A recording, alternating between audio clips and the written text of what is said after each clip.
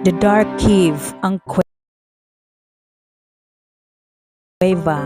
Lagi siya naabot dito sa island, manalipong-lipong na siya.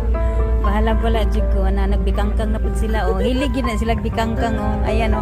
Feel at home? Oh, feel at home. Ano na, feel at home? Tingnan mo, ka-relax lang nila oh. Ang ganda tingnan din yung ano ba, yung dagat na nagaganon. Feeling at home, Jude. Ayan, picture-picture muna ako. Nakatingin lang yung driver ng ferry at saka yung konduktor. Taas pa kayong panahon, Lin. Mag-live ka. Taas pa kayong biyahe.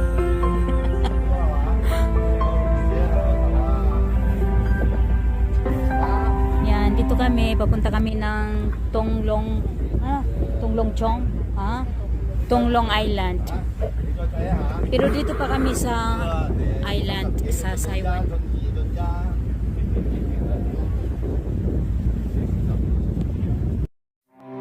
Ayan, si Lia, nagpicture-picture muna ako, si Lynn, nag-Titanic muna kami. At dyan na, nagtambay na kami dyan sa dulo ng ferry. Nakatingin lang yung driver sa ferry. Akala namin paalisin kami kasi hindi na kami umaalis dyan hanggang nakarating kami sa island.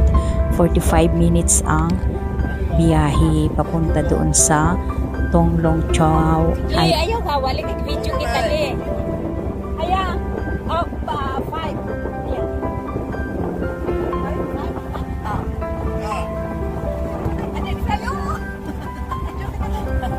Ayan na si Lian, Titanic.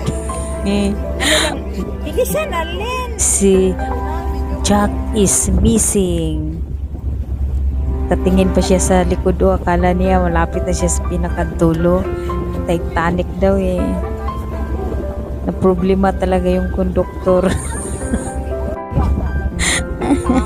Yung konduktor hindi na umalis dyan sa taas.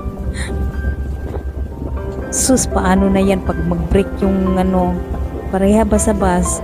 Diretso talaga doon sa baba ng langoy sa dagat mo.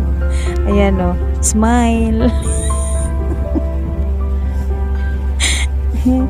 Tambayan ng dulo ng ferry. Nagmuni-muni muna si Lia. Lingi diri, Le, lingi. Lingi, li mong ulo, li mong naong ana. Ikaw, Lin, dito ka, Lin. Tapad ka ni Lia, Lin. Dali na, Lin. Tapad ka ni Lia ba? Yan ako, ingkod ka de sa gilid. Ayan na, tatlo na talaga kami dyan nagtambay. Ayan na, nakarating na kami sa Tonglong Chao Island. Nandyan na kami sa island na yan. Ayan, nagpa-park daw.